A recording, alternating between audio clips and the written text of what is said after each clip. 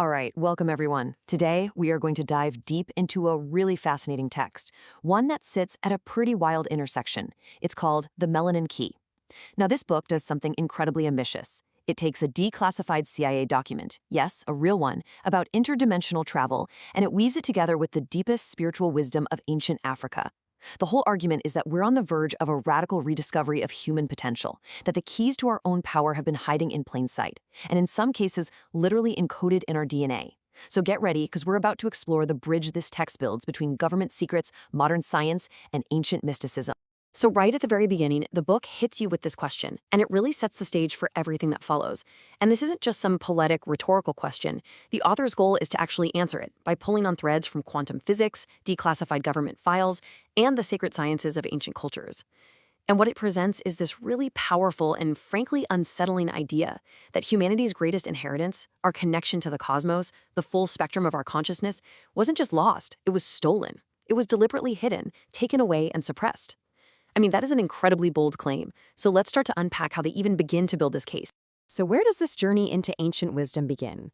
You might think we'd start in a forgotten tomb, or by deciphering ancient scrolls, right? Nope. We start in a surprisingly modern and very official place, with a declassified document from the heart of the U.S. military-industrial complex.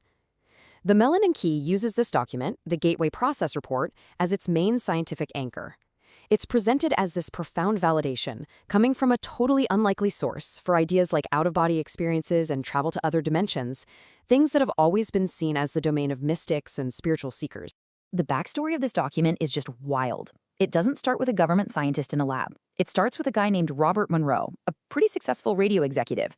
In 1958, out of nowhere, he starts having these spontaneous out-of-body experiences that he said were frankly terrifying. But instead of just writing them off, he got methodical. He started studying them scientifically and eventually founded the Monroe Institute in 1974 just to research consciousness. Well, his work got so compelling that by 1983, the U.S. Army took notice and basically said, hey, could this be useful to us? They tasked a lieutenant colonel to figure out its military applications. The report that came out of that investigation was finally declassified 20 years later, and what it revealed, as the Melanin Key lays out, was nothing short of a stunning admission that the military was seriously looking into interdimensional travel. Okay, so how did the Gateway process actually propose to open these doors of perception? Well, the core technology, as the CIA report explains it, is something called binaural beats. And it's a beautifully simple idea. Imagine you put on headphones. In your left ear, you hear a sound at 100 hertz.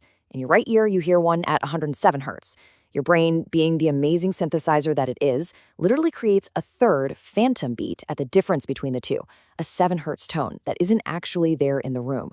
This is called brainwave entrainment. And the goal wasn't just to chill you out. It was precision neurotechnology, designed to steer the brain into a very specific and very powerful state of consciousness. So let's look at what that means. On one side, you have your normal, everyday mind, the beta brainwave state. That's you right now, focused, analyzing, solving problems, dealing with a world outside of you. But the entire goal of the Gateway process was to shift consciousness over to the other side, the theta state. This is a much deeper, much slower frequency. It's the state of deep, profound meditation, of vivid dreaming, and, according to this text and the CIA report it dissects, the realm where psychic phenomena happen. It's the gateway to the subconscious. The key takeaway here is that the U.S. Army was looking for a repeatable, scientific method to put people into the exact state that shamans and mystics have been trying to reach for thousands of years. And this leads us to the absolute core question of the book.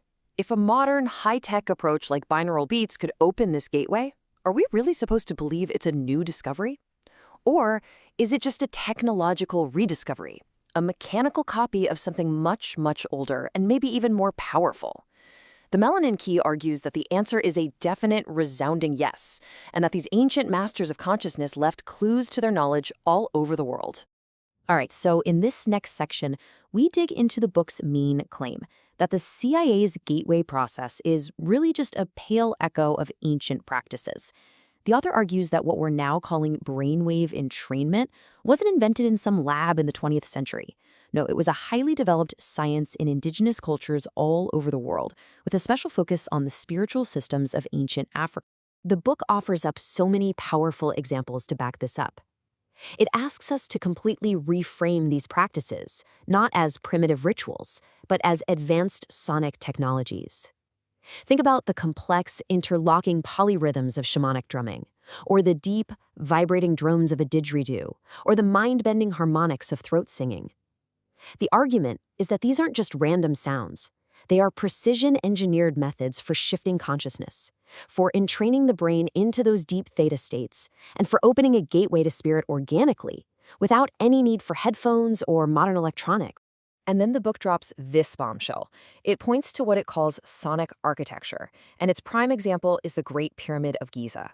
It suggests that the king's chamber is not a tomb, it's a machine, a precisely constructed resonant cavity, a piece of acoustic technology that's tuned to a specific frequency, a frequency that falls right in the middle of the theta brainwave range. The book presents this radical idea that these chambers were used for initiations, where a person would lie in that chamber, be bathed in these powerful, brain-altering frequencies, and achieve profound spiritual transformation.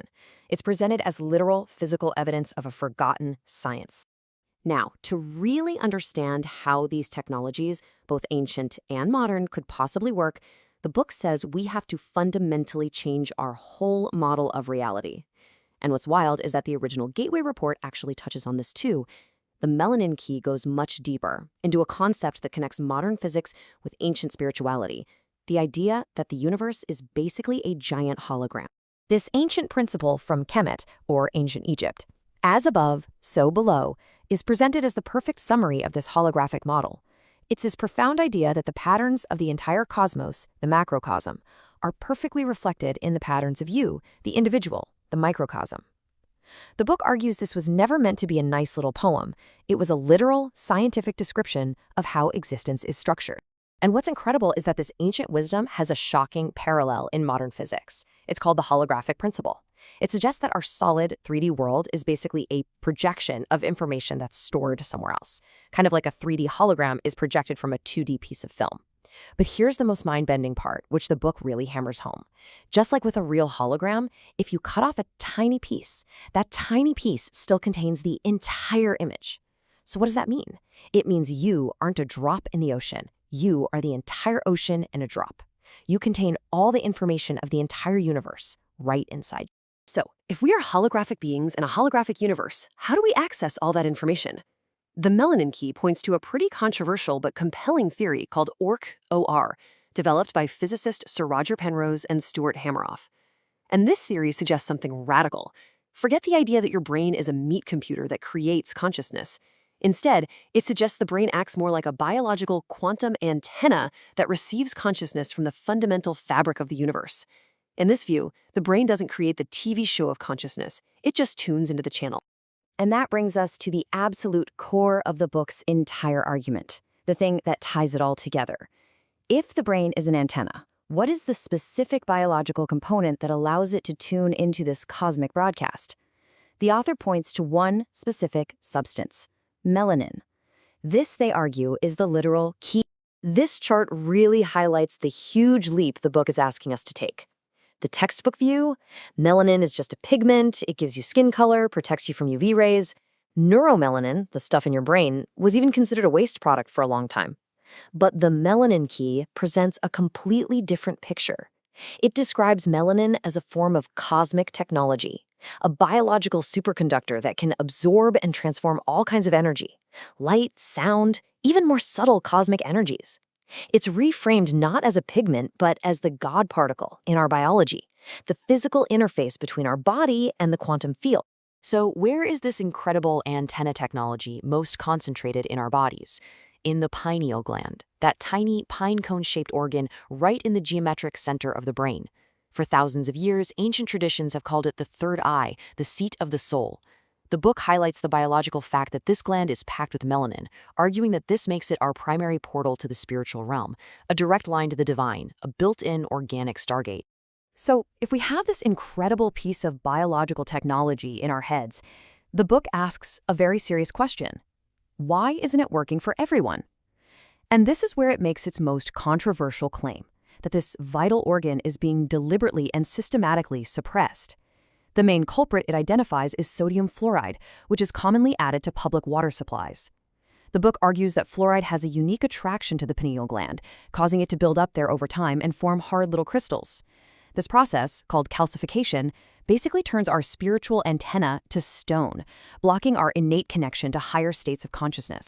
After laying out this pretty complex and honestly kind of dark picture of our suppressed potential, the book completely shifts gears from theory to practice. It argues that it's not enough to just know about the system. The whole point is to dismantle it within yourself. So this final section is basically a toolkit, a guide for what it calls the modern spiritual warrior to reclaim their power and consciously switch on their dormant abilities.